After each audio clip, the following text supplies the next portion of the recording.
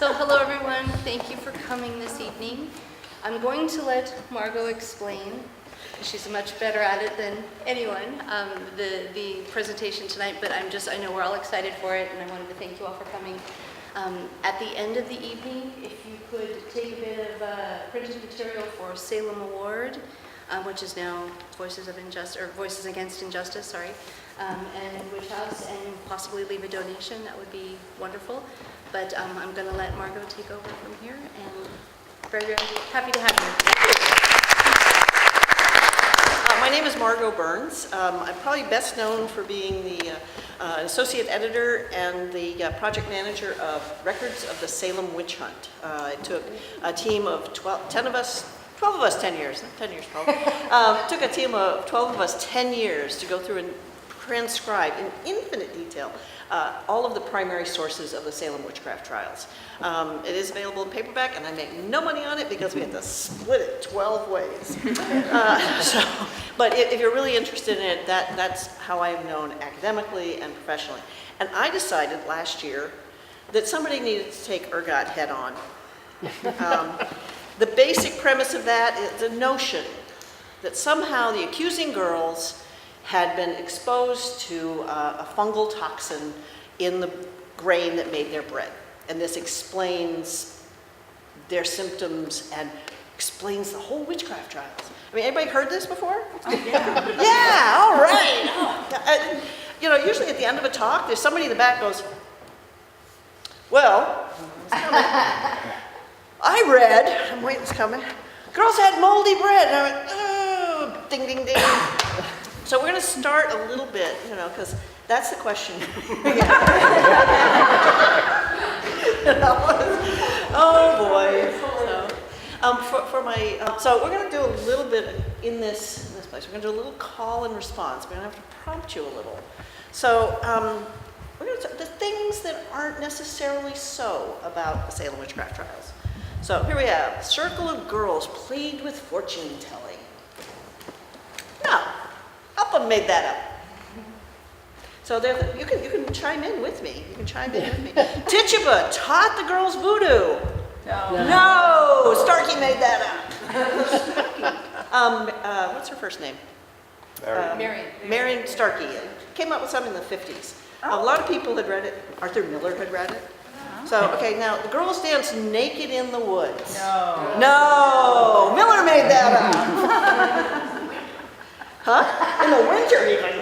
Okay. Good. Okay. Abigail and John got it on. No! Miller made it up too.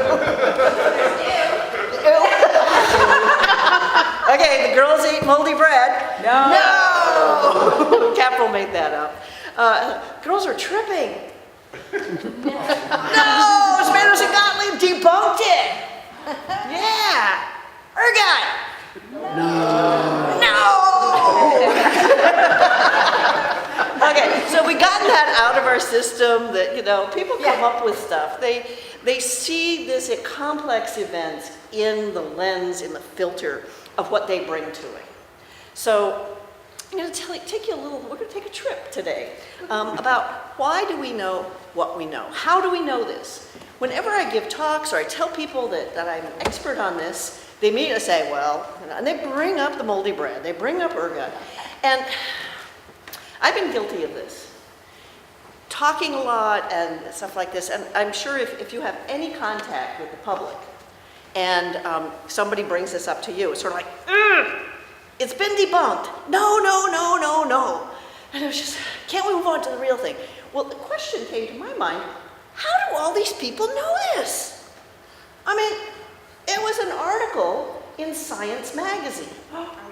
Who reads Science Magazine?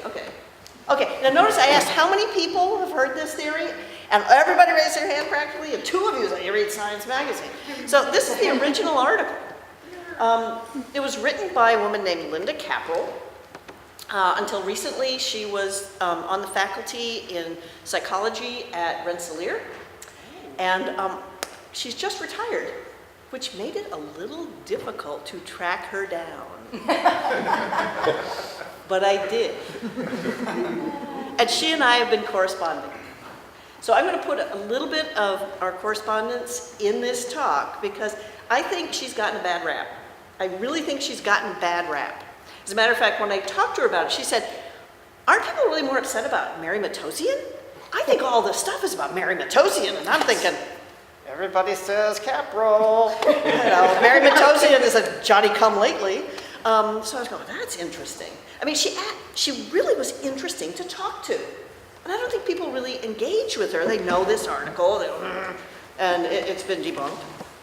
But she's been very interesting to talk to, very insightful, and has asked me some really interesting questions that have made me think a little differently about things. Now, the first question you're going to ask, right? I can hear this is coming at the end. You don't believe it, do you? Yeah, right? You're always, oh, she converted over. I think in the course of this talk, you'll find out what I believe, and it's a little more complicated, but we'll get there. I haven't gone over to the dark side, but it's been wonderful talking to her. Now, you may know that this started as a college paper. She was a senior at University of California, slow down. University of California, Santa Barbara. She was a science major, and she had to take something in the humanities to graduate, distribution requirements. So she signed up for a history class. And this is a class. I actually contacted the archives at UC Santa Barbara to see, you have these things? And sure they do. And this is the course. She could remember that it was History of American Women from Colonial Times to, and so I looked, there it is.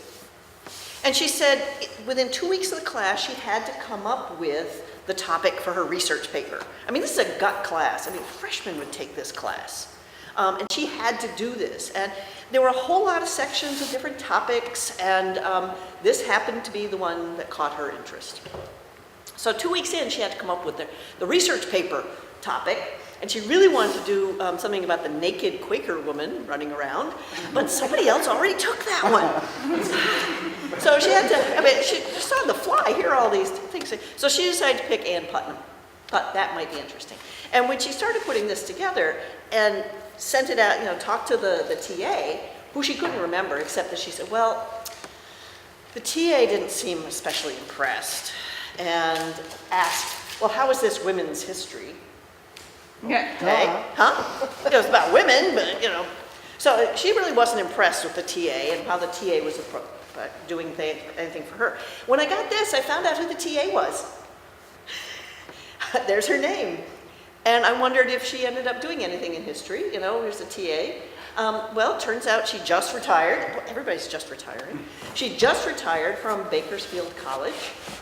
And she continued to teach things about American history and women. But when I looked her up, it said she had a bachelor's degree from Smith College and an MBA from Antioch. And I went, maybe I got the wrong person. I mean, how many female professors with that name are you going to find out there? So I kept poking, because that's what I do. I keep looking and looking and looking. And finally I found a little biographical bit about her when she was giving a talk to the local historical society that said she was ABD in history at UC Santa Barbara. I did reach out to try and get to her. I sent her an email, I left a message on the phone, I talked to a colleague, gave the colleague my contact information to give her, never heard back from her. I really, really want to know if she knew what happened to that paper. I really do, but I don't know yet. So, so as far as the story goes, let Linda explain the basics of it. I think that the original causes of the girl's behavior, and this behavior was what started the crisis, was eating contaminated bread, and that the bread is contaminated with a parasitic fungus known as ergot. Ergot is a fungus which grows on grain, most especially on rye, and it has a number of potent pharmacologic agents in it, especially one called isoergine, from which LSD is derived.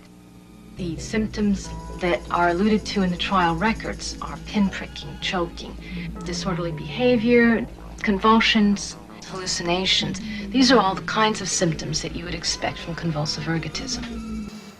Okay, there she is, 1980, 4 years after the thing is published, on In Search Of, with Leonard Nimoy. Yeah, so, she's basically giving you that simplified version. So she's pitching it. Let's talk a little bit about ergot. Ergot grows on rye grain, and it's these large spur-like things that come out. It's a toxic fungus that's a parasite on rye grain and some other cereal grains. So that's it. Personally, if you ask me, farmers would notice it, you know? And also, it's potent, and over the years has been used during childbirth. They sometimes would give a little bit to staunch bleeding. There's medicinal qualities to it. And anybody that starts saying, oh, well, we know so much better. I'm sorry, there are a whole lot of things about agriculture that I don't know. I'm a fairly educated person, but I don't know what a farmer knows. And I just have to say that's really kind of obvious. But also, ergot is in our grain and bread anyway. There's always a little bit of it. I found an ad from 1945 for Wonder Bread. And part of the reason Wonder Bread was so wonderful, it kept out the dirt, the chaff from the wheat, and ergot.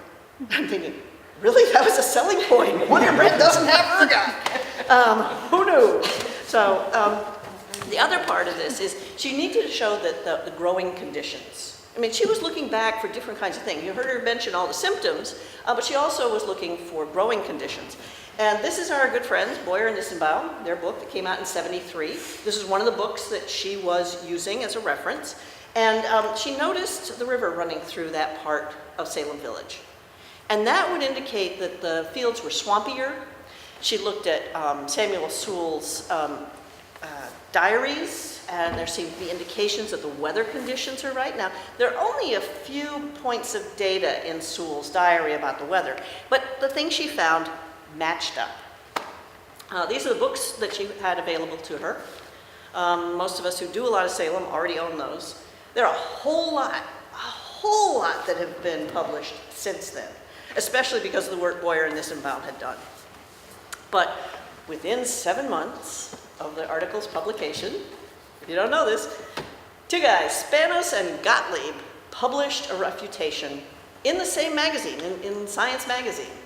And essentially, they said the symptoms don't match. Why didn't more people in the same households have these afflictions? We don't have reports of other than just a couple of people. Symptoms just don't come and go. You know, if you were poisoned by this, they definitely wouldn't just come and go and you're well in between. No. Plus, it wouldn't happen in sync with everybody else. So they really took it apart. They had charts, they had all these different things to just so, no, no, no. And that's what a lot of us know. Ergot, no, it's been debunked. These guys just went through it left and right and just nailed it. Okay, let's talk about LSD. Because this is what the key piece was when thinking about ergot. And I want to know, how do we know what we know? You know, we've got these guys disputing it, refuting it left and right, and yet we still have this notion that maybe they were tripping, maybe they were high. Is it this, when I tell it to somebody for the first time, and yes, there are people out there who are hearing it for the first time from me, and I go, oh, now I got to explain it, now you're going to remember it. Right? So it comes down to LSD, because people think, oh, they were tripping? We know about LSD. Well, this is Albert Hofmann, the guy who discovered it. He actually discovered it in 1938 and didn't think it was worth anything. He was using ergot to try and come up with other compounds that could be medically interesting. He worked for a chemical company in Switzerland, which I just learned today. What's one of those things that Michael Cohen, Novartis, is that the? Yeah, the company he worked for is now Novartis. So I'm like, oh, everything I know is connected. So he discovered it in 38, but he really didn't discover how potent it was until 1943. And he was working with it and somehow came in contact with it and then felt a little strange. And he wondered if that was it, so he felt a little better. Next day he came in and actually dosed himself with it. And woo, everything went wild. And he took a bicycle ride while he was tripping. And apparently everything was just, he calls it bicycle day. Now, this is the only person we know who's been dosed with LSD who had no idea what it was going to do. So his descriptions of it aren't informed by anybody else. So in the world of LSD and psychotropic and all these different drugs, he's sort of the god. His book is My Problem Child. That's how he described it. But there were a lot of books that started being written about it. Now we have Aldous Huxley, that was in the 1950s. And then we have all these other things, the psychedelic experience. You know, we've got the electric Kool-Aid acid test, all these different things. They were coming up in the early 60s as people started getting into psychedelics and different realms of experience. And, you know, well, let me let Timothy Leary, he was a Harvard professor, and he started doing this stuff at Harvard, and the first person that got fired at Harvard at all was one of his colleagues who actually gave it to an undergrad. He had permission to do it with the graduate students, but not the undergrads. Timothy Leary will tell you. To me, it was a complete religious, revelatory experience. It was as though God had taken me by the hand into his workshop and had let me look just for a few minutes at the design of 5 billion years of energy that had been developing and evolving on this planet. Yeah. Yeah, he didn't stay at Harvard very long. Now, in the 60s, when you start getting the hippies and a lot of the anti-war movement centered in California, especially in San Francisco. So they have all these, you know, here's the human be-in, and there's Timothy Leary right at the top. This is a picture of the Grateful Dead at Haight-Ashbury, which is sort of the hippie central. Curiously, Linda Caprell lived in Haight-Ashbury around the time. And I thought, oh, cool, she was right there on the front lines. She's seeing this stuff. And she said, actually, no, she and her husband, well, her husband went off to war. He was minesweeping in Vietnam. But they lived there because it was cheap. You know, that's why the hippies were there. It was cheap. And I said, you know, you had a front row seat. And she said, well, not really. She said she started working at age 13, has worked her entire life. She grew up in a family that liked books and education, and when she had the chance, she went off to UC Santa Barbara. The whole idea of, Timothy Leary says, tune in, turn on, drop out. The whole idea of dropping out was just, no, that was for rich kids whose parents could pay for it. No, she was in it. So she really wasn't part of this culture, from what I can tell. But, you know, we have Woodstock coming along. And of course there was the cautions about the brown acid giving you bad trips. There were all these announcements. Timothy Leary starts getting a little funky. I mean, you saw him in a coat and tie, right? That's Harvard years. How about this? We tell young people today, drop out of school, because schools, education today, is the worst narcotic drug of all. Don't politic, don't vote. These are old men's games. Impotent and senile old men that want to put you onto their old chess games of war and power. Drop out. Tune in with natural things. Take off your shoes. Get back in tune with God's harmony. Surround yourself with beauty and sacred objects. You can't get caught in the conforming, rote lockstep, which we call American society. Got his mind expanded. He just, with the sitar and stuff like that. I'm going to take you back a little bit with the Beatles. Because this is the same time that they're coming out with stuff. I'll just get a little clip.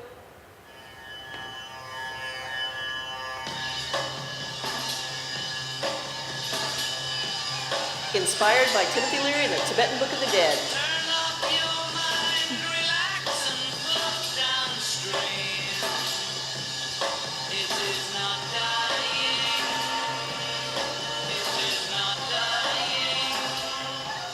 So this was John Lennon's Tibetan Book of the Dead era. And I'm going, Revolver? Oh my God, what was that, 1966? Wow.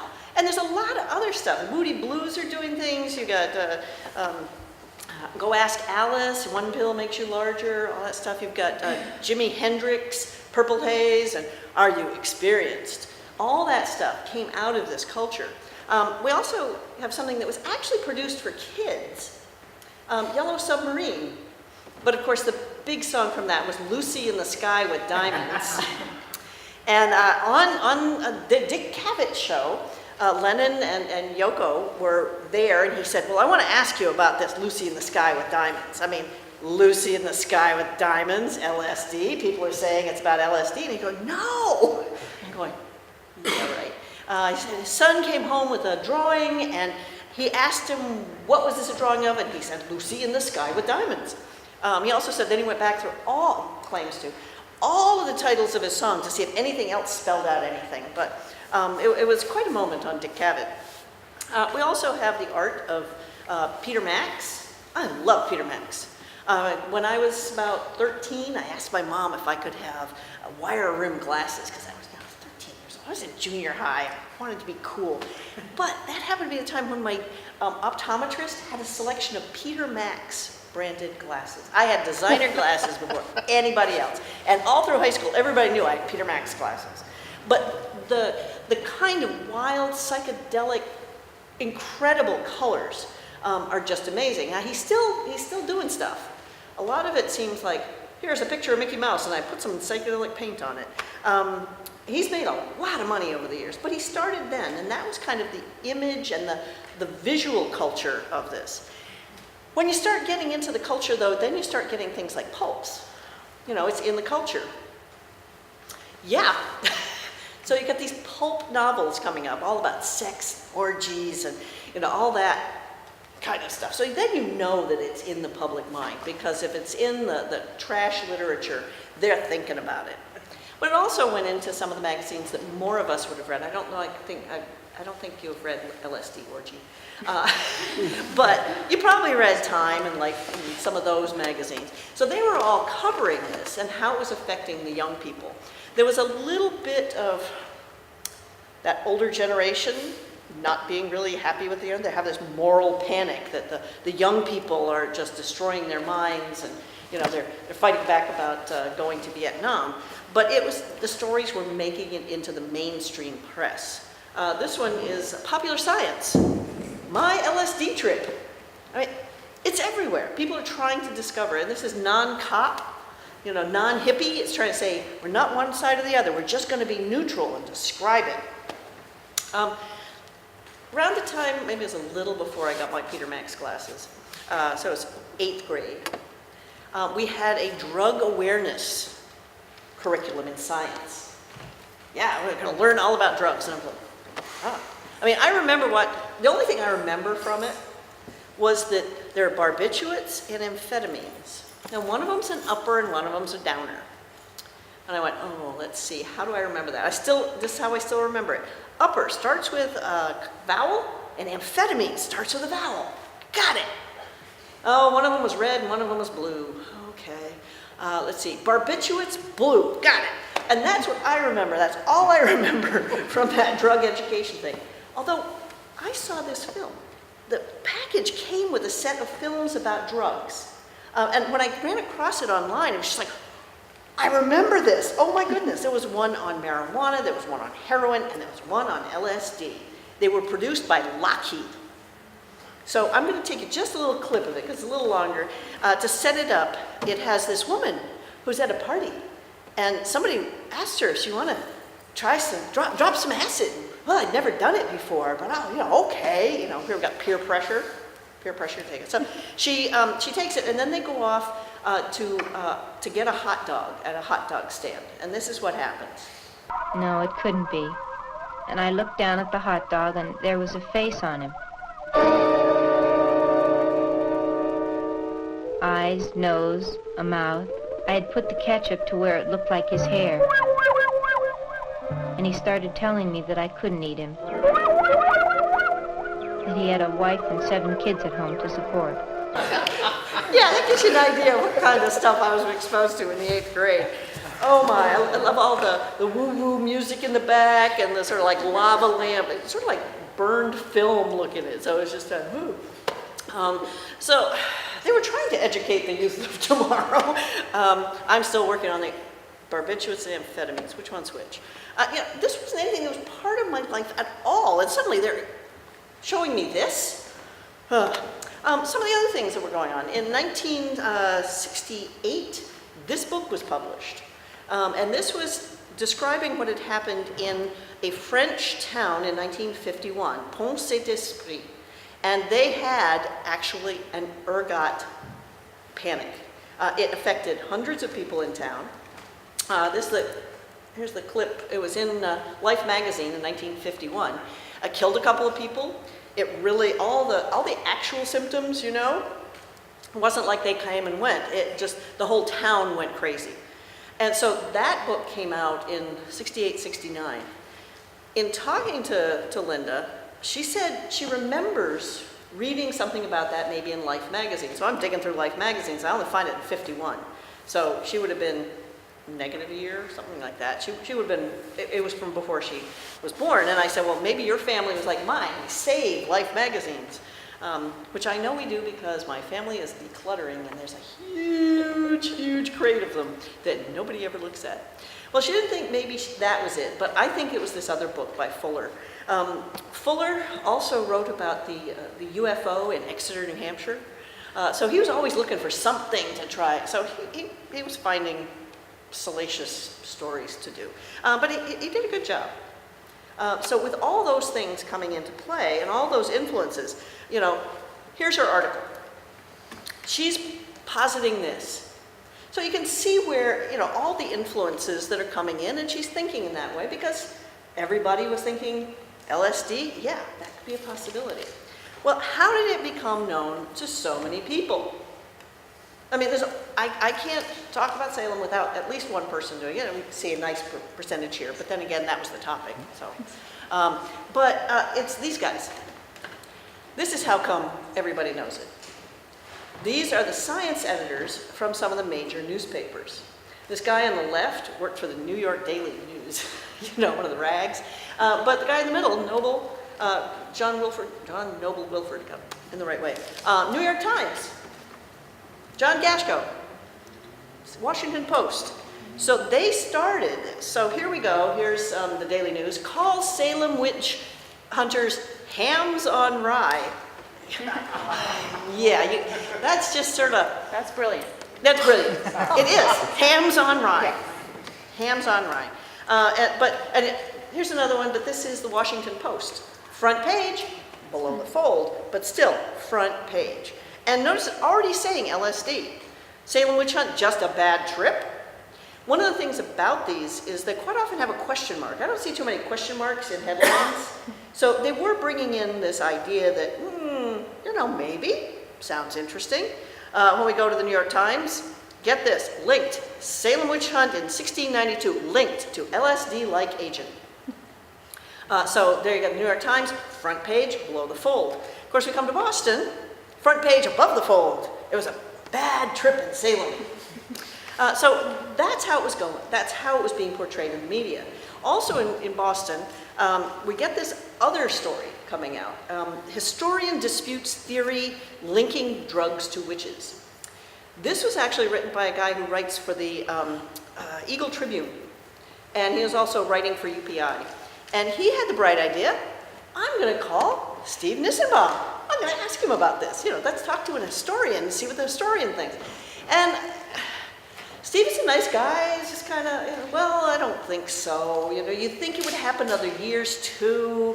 You know, it seems kind of unlikely. He's a very nice guy. But this gets turned into a dispute. And these just started getting out there. They went out. Now, today, you want to get something to go viral, you go to the internet, you tweet, you do something like that, and that sends it viral. Boom, everybody knows. But in 1976, we didn't have the internet that we knew about. And what they had was the wire services. AP, UPI, and some of the big newspapers had their own, like the New York Times and the Washington Post and the Boston Globe, had their own wire service for their stories. So we start getting it everywhere. We get it from Biddeford, Maine, to Honolulu, Winnipeg, Biloxi, Mississippi, everywhere. It went everywhere. Well, maybe a few now. I collected over 220 clips. I just searched all over. The yellow ones are the only places I couldn't find one. So this is pretty, I still don't know why Maryland didn't get one. I actually looked specifically through all the Baltimore Sun issues for that week or so. Somehow they just didn't cover it. But it went everywhere. Within that first week, it was everywhere. So we have an interesting idea that sort of can hook into the LSD culture. We're having it everywhere. So we have to do a couple of other things. See, why did it really attach to the understanding of the world? I mean, we're saying it's embedded in this. Why is it attached? Well, in the news, there were other things going on. We had the Charles Manson trial. We had the Patty Hearst trial. Actually, Manson and his folks were tried like a year or two earlier. And some of them, they brought up LSD use for them. I like living in a world that doesn't include Charles Manson anymore. Keep him in jail till he dies. Oh, he died. Good. Then we had Patty Hearst, who was an heiress to the Hearst fortune, and she was kidnapped. And here she is as Tanya in on a bank robbery. But she was being tried and found guilty around that time. And there was talk about her being on LSD.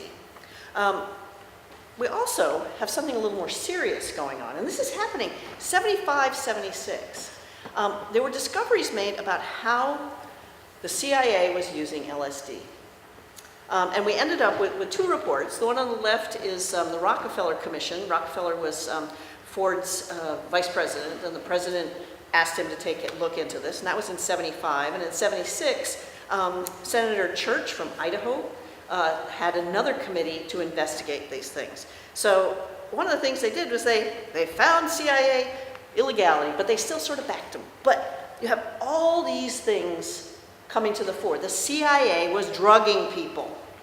So they infiltrated groups and gave them LSD. I mean, the CIA was doing this. But they did find that they weren't complicit in the JFK assassination, just to be sure. Oops, no, I didn't do that. That's like 4 solid pages in the New York Times covering excerpts from these reports. And when you look at some of them, testing program involved unwitting subjects. They weren't telling people they were dosing them. Surreptitious administration of LSD. Yeah, here's some more. The military attempted to conceal their overseas operation, testing LSD. The military was doing it, trying to keep it apart from the CIA, but all these things were being revealed. And this huge spread in the New York Times just busted wide open. So in addition, some of the people who were dosed, there's one fellow, his family discovered that he'd been one of the unwitting subjects. Somebody in the CIA had dosed him, and he ended up going out a window on the 10th floor of a hotel in New York City to his death. So as this stuff was coming out, the family is going, you guys did this? And they sued the United States and won. This is the story of Frank Olson. Does anybody have Netflix? Yeah, you can watch it. It's really good. Yes. Have you seen this one? Yeah. It's a docudrama. They actually, Frank Olson's son, who was there for the whole thing, really got obsessed with how his father had died. And a lot of it is just him talking. And if you say Wormwood, this is a 6-part docudrama, because they reenact some things. But yes, at the beginning they thought it was LSD, and that's why he jumped as a suicide. But by the end, they said it was a wet works thing for the CIA, and he was too much trouble, and they say they shoved him out the window. But in 76, it was about, they doped him up with LSD, and he went right out a window to his death. So this is a big thing. This had happened in the late 50s, so they were just discovering this when the New York Times did this big reveal. So also, we're finding one other thing that's happening, and this is actually happening the week that Linda Capral's article was published. We're starting to hear that Tokyo and other countries are claiming our CIA had used LSD on prisoners of war in the Korean conflict. They were experimenting for mind control and brainwashing, but this is a huge accusation. Here again, this is Australia. CIA used LSD in Asia. We didn't see too much of that in the American papers, but this was one of the things that people on that side of the world were a little concerned about when they heard that the CIA was using this drug and doing mind control experiments and brainwashing. In some of the stuff I've read about it, the CIA sounded like a fraternity. They were dosing each other's tricks. I'm going to put that in his... They were just using it like it was caffeine, maybe? I don't know. But they were dosing people. One of the things the CIA wanted to know is, would their agents understand when they were dosed by the enemy? So they, of course, had to experience it. But it seemed very dangerous. And they also seemed pretty cavalier about it. So now they're being told, you can't do this. When this stuff comes out, the Senate says, no more of that. And they also were talking about the Army. Yeah, everybody, you can't be doing this anymore. So this is what's going on. That's in April 1976. You know, the accusations are coming in from abroad, and just the same week that Linda's article is published and gone over the wire services, by the end of the month, we're all saying, no, you can't do any of this because it's so bad. So this is the milieu in which this took root. So we already have Manson, we have the CIA. We also, in this time period, had Love Canal and the W.R. Grace thing in Woburn. There were a lot of toxic places in the United States that kids were getting sick. You have a cluster of kids with leukemia. There was something toxic in the environment. And it turns out, of course, they made all these housing developments on top of toxic waste dumps. But still, there's something in the environment, there's a poison that we don't understand until later on you dig back and say, oh my God, look what they did. So these were coming up in the early to mid 70s, that there was something in the environment that was poisoning people. So this also was a different kind of way for that whole notion of these kids being poisoned by something in their environment. So this is why I think it stuck. In the early 70s, we had a lot of things. 1970, we had the EPA, however that's doing these days, excuse my political thing. 72, we had the Clean Water Act. 76, the Toxic Substance Control Act. They were trying to keep track, what are these things? And the Superfund law came in about 1980. So this is something on people's mind. Let's control what's going on. Because, the kids, kids with leukemia, you have to pay attention to some of that thing. So there we are, we've gotten up to about 1980. Well, in 1982, voila, Mary Matteson, Stanford educated, undergrad and doctorate, historian at the University of Maryland, and she starts publishing things about the impact of mold and fungi on history. So she did this, and goes right back to the Salem affair. She doesn't make any, well, when Linda did it at the end, she said, it's possible. It's not conclusive, but, this is a possibility. Mary Matteson went right for it. She was just, and it made the news too. Here we go. New study backs that thing. So, again, the New York Times. But she was more absolute. Made a lot of stuff in the news. Now, finally, the Baltimore Sun. She was at the University of Maryland, so I'm sure that's why it's in there. So she's out there. She's put that forward. She's going to write a book. But she gets that out there. It's in all sorts of newspapers. And so our friend Nick Spanos wrote about it at length. So this is actually the one, if you really want to know a little bit more about it, he just went right at it immediately. So at that point I was going, who is this guy? Everybody cites him. He's refuting the Ergot thing. Who is he? Well, here he is. He was another behavioral psychologist. Linda Caprill's a behavioral psychologist. Who knew? So here he is, and the kinds of things he was interested in.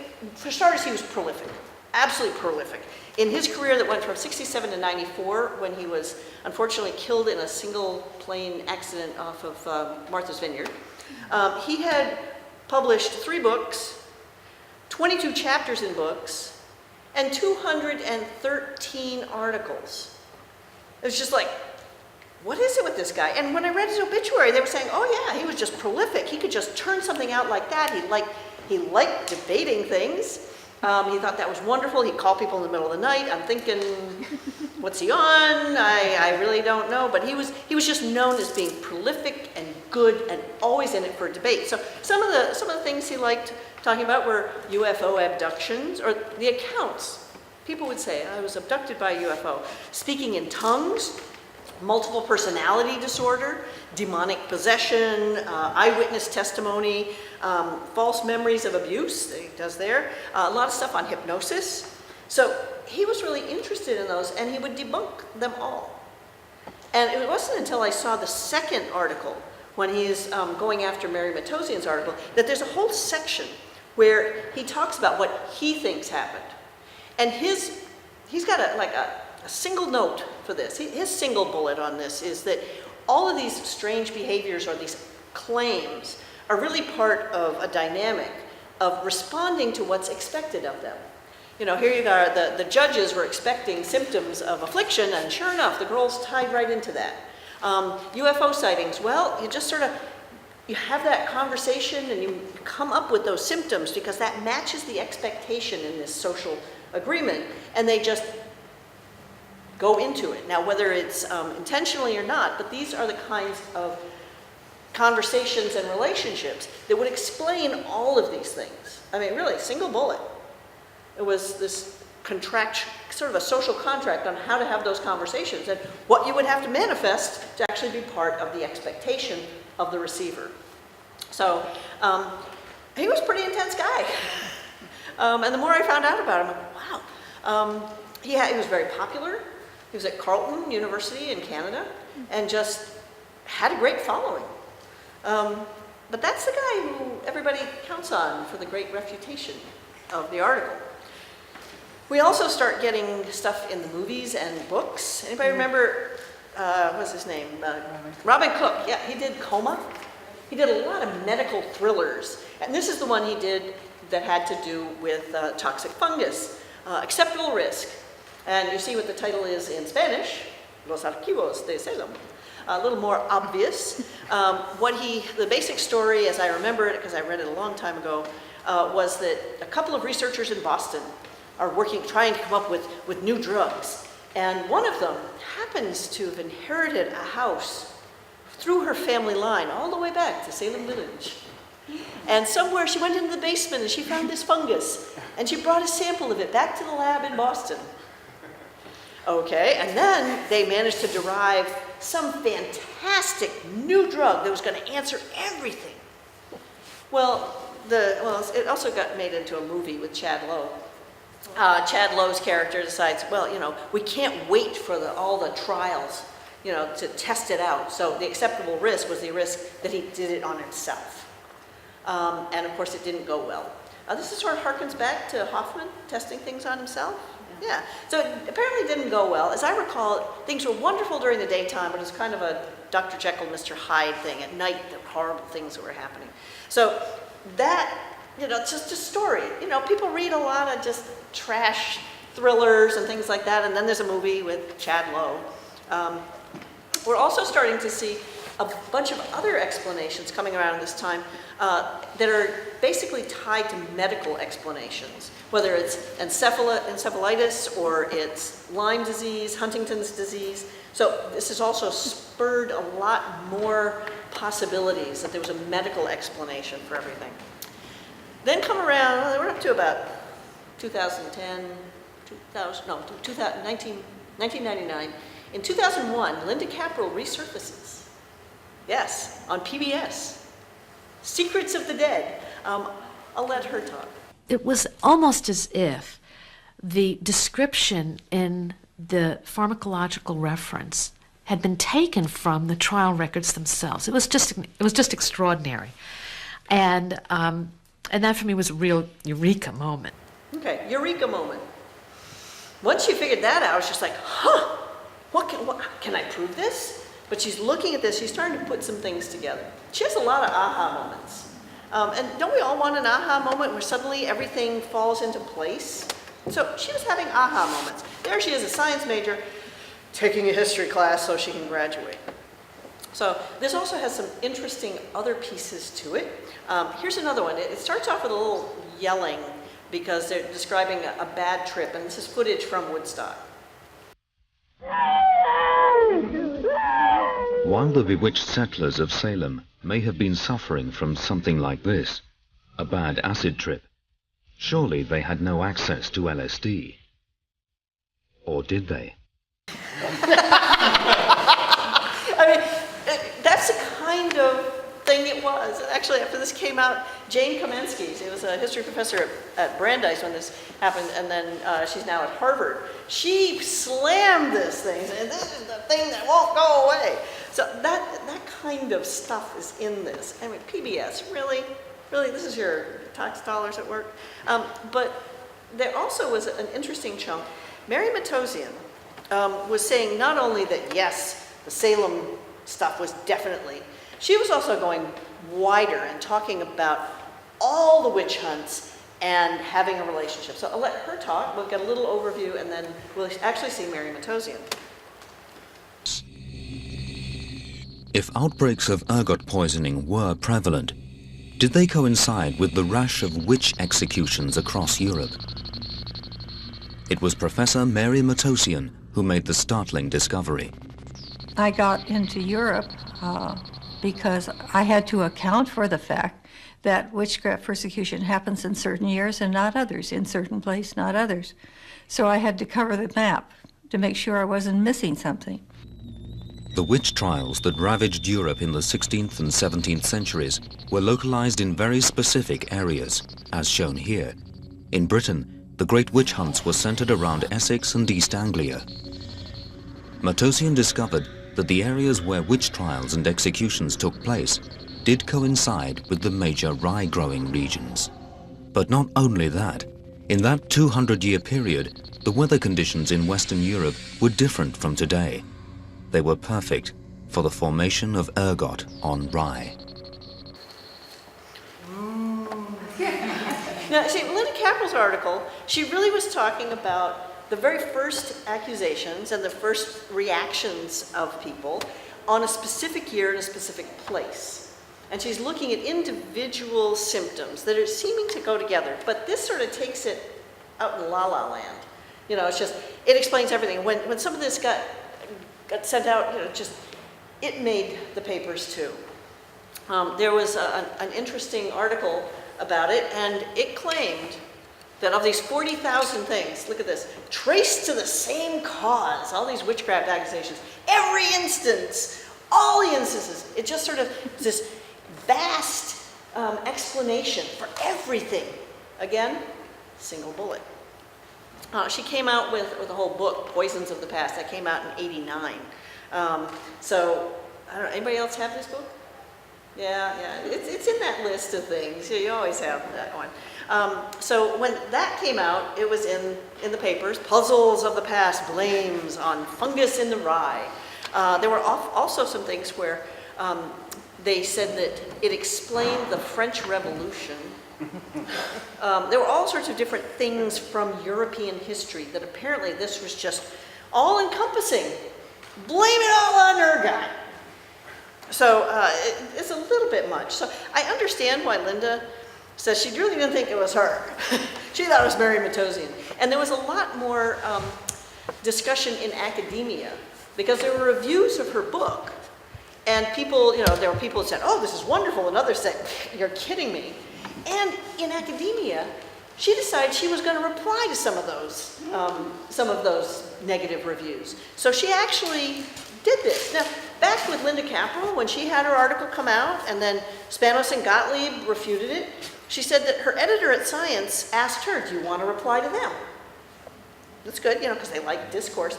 And she told me that she thought that Spanos and Gottlieb's first article seemed a little emotional to her. And you know, judging from what I know about Nick Spanos, he was really passionate about stuff, and he would just go at these things. So she had a sense they were maybe a little emotional, and she asked the editor and said, well, do you think they're emotional? And she wrote back, well, kinda. So she passed it. She didn't get into that back and forth about it. In addition to all this media that's going on, we start finding this has creeped its way into education. So here we go. I found this, the Witch's Curse worksheet. Essentially, I paid $2 for it. Twice. Forgot I had it. And basically, students would watch this video, and it had questions that they could answer in order as they watched the video. Now, I don't know about you, but when a teacher says, this is it, and here we're going to watch this video, and you're going to listen to it, and you get it in, and you're going to put it back down on the paper. That starts cementing an idea. There's no question that this was the case. So that starts getting in there. We also start seeing it pop up in online, because we see these things. This is for a mold removal company. And here we go, yes. Toxic mold causes people to go mad. What a great advertisement for your service. We'll get the mold out of your house so you don't go mad. You know, I mean, it isn't exactly what they're saying, but that's the end result. You know, we don't want you to go mad. We'll clean that black mold out of your cellar. Huh? Ghostbusters, yes. Actually, this is in the Encyclopedia Britannica site. And here we go. How rye bread may have caused the Salem Witchcraft trials. So we're seeing it in some places that seem legit, not just the mold removal people. Then I've also had people say, oh, I learned about it in college. My professor said they were eating magic mushrooms. And I'm going, well, they weren't doing psilocybin, but really? Magic mushrooms? Well, you have a fungus, made you hallucinate. People leap to the conclusions that their own brain makes from these things. You hear fungus, you hear hallucinations, and I don't know whether you go to LSD or magic mushrooms, but it depends on what your experience is and what you're going to pick out and how you're going to add to whatever you see. And you fill in the blanks. One of the funnier aspects, I'd moved in with somebody, and my mom came over to visit, and she looked at this trivet, a ceramic trivet that I had, at least I thought I had. She said, oh, it had a picture of Nubble Light on it. And I said, oh, and she said, where's this from? And I said, oh, my brother and sister-in-law gave it to me, because they lived in New York, right near Nubble Light. Well, I said, okay, and continued on. And then the person I was living with asked me, he said, since when did your brother and sister-in-law give you the trivet that I've owned for longer than I've known you? So for me, I was filling in the gap. I knew that there was a trivet in my house with a picture of Nubble Light, and my brother and sister-in-law, they must have given it to me. I didn't even think twice. She said it was really, really strange to her how quickly and firmly that I asserted that my brother and sister-in-law had given me that to me. Wow. We fill in blanks. And sometimes we don't even know it. I was certain that had to have been the solution. I didn't realize I was being observed and judged. But we fill in blanks with the kind of information we have. We find something in the middle. So if you hear fungus and hallucinations, it depends on what you know, how you're going to get it. Well, but the people said they had heard it in their textbooks and their professors. So I started looking. So here, microbes and society. This is one of the ones I like because, where is it? Yeah, this person talks about the undergraduate. Hey, not bad for an undergraduate history paper. This is prep for getting life experience credits for graduating from high school. I love this one. The village doctor had only known about ergot poisoning. This tragedy could have been avoided. I mean, really? I mean, that's sort of taking it down a hole. If they'd been smarter or knew more about science, the witchcraft trials would never have happened. Mind spaces. This is another, here we go. One of the most concrete studies. Most concrete studies? Really?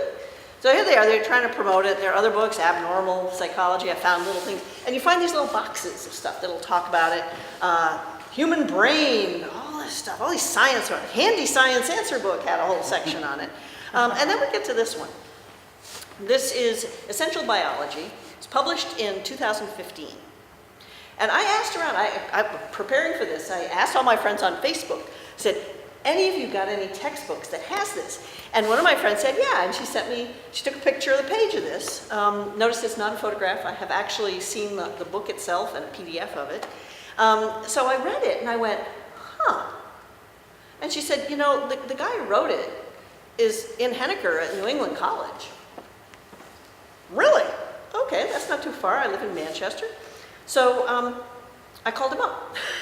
And I said, what can you tell me about how you use this? And he said, well, it appears in biology textbooks that are for non-science majors. It doesn't seem to appear in the science major kind of textbook, but this particular one is in a chapter on plants and fungi. And he said, you know, the two really don't go together, but the structure of this particular textbook, which had been in many editions when he came to it, was to put plants and fungi together. And because it was something for non-science majors, they're always trying to come up with something that's relevant that will make people say, oh wow, science has the answer. That's interesting, crossing disciplines. And he said, this is perfect. It was a fungus on a plant. And it was inherently interesting because it had the Salem Witchcraft trials. And I said, well, that's really interesting why it keeps getting in, although not bad for an undergraduate history paper. But the more I talked to him, his name's Eric Simon. He's brilliant. I've asked around about him, and he is brilliant. PhD in biochem from Harvard. He also, I heard he is a trivia genius. Has done so well. And when I was talking to him, boy, he knew all that stuff about the church commission and all these cool things. I finally felt like I was talking to somebody who knew the stuff so I could ask questions. It was really amazing. But one of the things about the way he treated it, was this is the section. He basically has figured out, in ways that nobody else who's written about this, all the stuff I've read, he describes this with a scientific method. That she had an observation. Oh, she has all this information about the pin pricking and things like that. Then she asked a question. The question was, okay, they've been saying psychological things, but I wonder if there was some kind of medical reason that they were having these. So she had a question, and then she said, oh, I have a hypothesis. Yes, there was. There's a possibility. These symptoms match up with things you got for LSD. You have the right growing conditions. They were in the right area. So she had a prediction that she would find more information. She would find information about more of the symptoms of ergotism, where the crop was growing, what the conditions were, all those things. So she asked a question, and then she got results. Now, he says, results are suggestive, not conclusive. Let's look back at what Linda had to say at the end of her article. Of course, there can never be hard proof. Circumstantial case is demonstrable. She says it's circumstantial. Now, all these people say, oh, Linda Capral really goes for this. No, she was using the scientific method. Now, in science, if you're doing an experiment, you go through many iterations. You find, well, I wonder if this, what if I tweak this? Why do I give it a little bit more of that, or a little less, or something else? That's what you do in science, is you do experiments, and you go again and again. But she's taking on history, and you can't really go back and change history unless you're in some kind of sci-fi thing. So now somebody's going to write a sci-fi thing about it. Going back in history and trying to change things. Except that they remember. So she only had one iteration of it. And that's because it's history. You can't go back and change things. You can look for more evidence, as she's saying, make a prediction. And that's what Spanos and Gottlieb were doing. They're in the same field. They're in psychology. So they're just trying to pile on all the evidence that they know of to say, no, this doesn't work. But that's not really how the scientific method works. So she was just applying one basic thing to it. I think her article, if you have not read it or read it recently, I suggest you go read it. Because everybody has this idea of what she did. And basically, the first part, she gives a really good summary of what happened in the Salem witch trials. I mean, she read that stuff she had, and she nails it. And then she goes on to do this scientific method on the actual stuff, and said it's suggestive, circumstantial, but it's interesting. Now, that's not definitive for her. But I really came to figure that, she was doing something scientists do. And we historians and humanity people do it somehow very differently. And that's one of the things about having all these different academic disciplines. They're all a filter. However you see stuff, it's a filter, and what you see and what you don't see. It's a lens that can focus on something else. So when you have these two going together, the reason Eric Simon put this in was that he really wanted people to see that you could use the scientific method to look at other things. It had purposes across disciplines. And that was his example. And frankly, he's the only person in all the reading that I've done who actually has nailed what she did. So scientists see it differently. I'll just add a little bit more here. This is an article. I don't know if you know that Mary Beth Norton at Cornell would do an undergraduate symposium. and encourage undergraduates to do really hard research. I mean, really good stuff, not just undergraduate throwaway papers like maybe, St. Louis and Salem. No, she was really putting, actually, Linda's paper was great. She would have loved being in Mary Beth Norton's class. But this guy, Joe Featherly, who wrote one of those papers, The Black Devil Called Ergot, he came in as a plant science major. Science. He went through, and he managed to debunk Spanos and Gottlieb. Yeah, he went through all their arguments and said, well, no. One of them was that to really get the maximum effect of ergotism, you had to have a vitamin A deficiency. And clearly, farmers, have with milk, who live on the seaside where you get fish, are not going to get a vitamin A deficiency. So Spanos and Gottlieb were trying to say this would more protect them so they wouldn't be apt to get attacked by ergot. But it turns out when Joe looked around, that was based on something from the 1920s and 30s by a researcher named Barber, and it turns out he didn't think that was the case at all. So Joe was looking at what they were saying and then taking that apart. And Mary Beth Norton told me, she said, this is probably the best response she's ever seen. So, well, while we're talking about Mary Beth Norton, do you guys know who these are? These people are? No. No? Anybody? The left guy, cheat sheets. The guy on the left is Steve Nissenbaum. The guy on the right is Paul Boyer. You've heard these names, Boyer and Nissenbaum. These are pictures taken later in life, not when they were actually, in the fervor of their youth when they were at UMass Amherst as young professors doing something. These are the guys, and this is the basic map, the map of Salem Village, and that line right down the middle. And the people on the west side, they were the farmers, and the family fortunes were going down. And people on the east side, well, that was closer to Salem proper and mercantile trade, and their family fortunes were going up. And that's why the farmers, people on that side, were accusing the people in the east. I think it was in 2007, Ben Ray from the University of Virginia and Dick Latner from Tulane went through and took apart the facts. And Ben Ray took apart the map and said, well, it has incomplete data. Let's put in all the people. Oh, this is in the wrong place, and rearrange it. Suddenly, that line up and down made no sense. It was untrue. And when you're looking at Boyer and Nissenbaum, they really explain the social context of things based on this map. It's a very simple thing. Well, Linda had her eureka moment, so did Boyer and Nissenbaum. In 1970, this was the original map. They took all these different maps, put them down on the floor, and then put them together and went, oh my goodness, there are geographic differences between where the accusers were and the accused. But that doesn't look anything like that north-south line. No. And one of their papers that they produced, a friend of mine found it, they actually at one point had the line going diagonally, more like the original Eureka. But this is an example of how your Eureka moment looks like one thing, and then gets distilled down to something that's almost diamond accurate. That north-south line demarcate these things. Also, Dick Latner went through, found out about the family fortunes going up and down. He discovered that Boyer and Nissenbaum had only used 1 year of tax rolls. How do you tell if somebody's family fortunes are going up or down with one data point?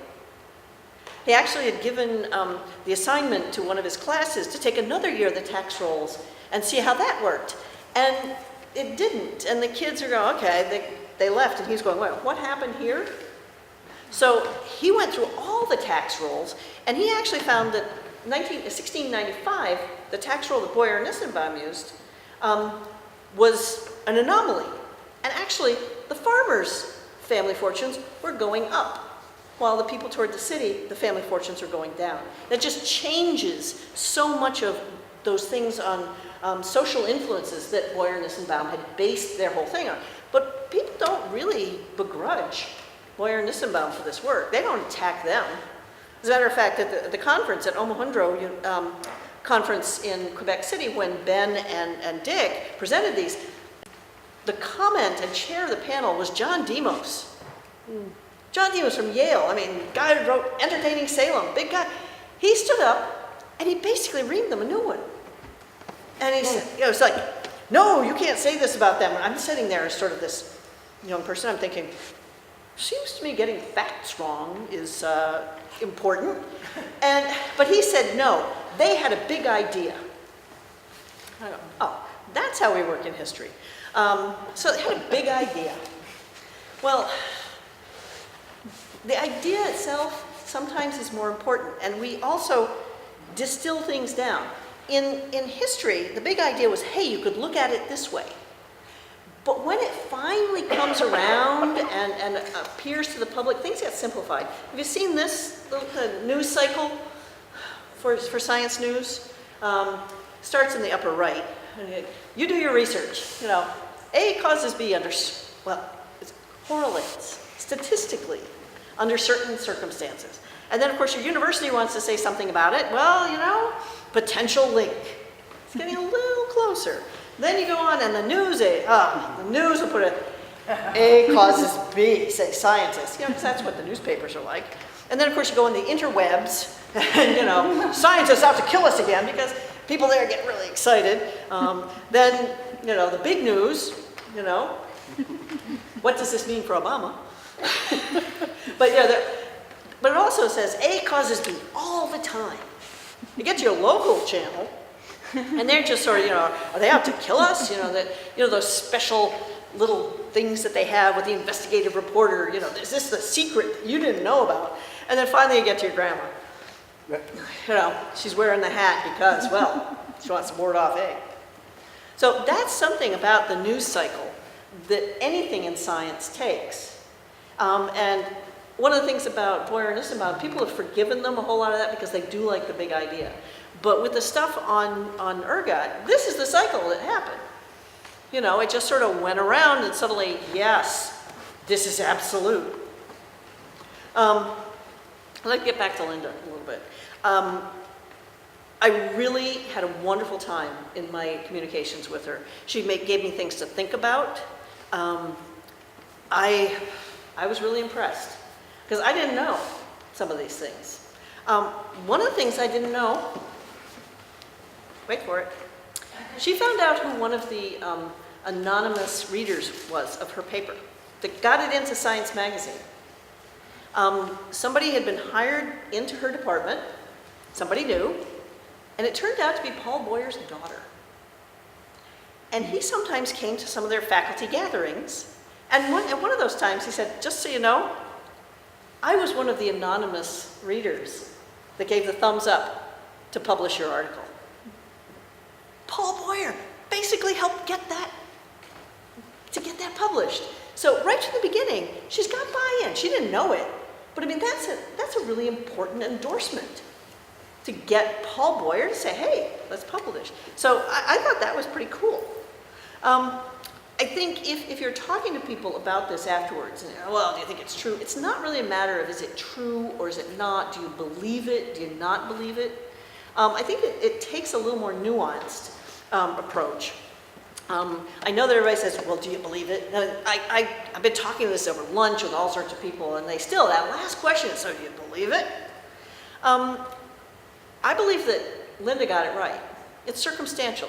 It's interesting. That's a particular critical piece to look through it. I think Mary Matteson is, as Linda started out, I think Mary Matteson is the one who went overboard on it and made it absolute and explaining 40,000 witchcraft killings. That's just too massive, too expansive. One of the things that Linda talked about was just trying to figure out why anybody does what they do. We can have all sorts of explanations for these. Do you know why you did this? She said, actually, most people can't describe why they did 2 weeks ago. So if you did something 2 weeks, why? And she said, historians, always trying to figure out why people did things. And they've been dead for 300 years. We can't tell what we did yesterday. So she thinks that's sort of one of the problems with history is we try to figure out these things without really having enough information. So I like that a lot. I really appreciate everybody's willingness to come out on this beautiful evening and sit in here and listen to me natter on about this. But I hope I've given you some things to think about. I will take questions, but I just want to thank all the people. These are my sources for all of this, and the people that really helped me put this all together. I had a blast, and this is the premiere of this talk, and thank you all for coming.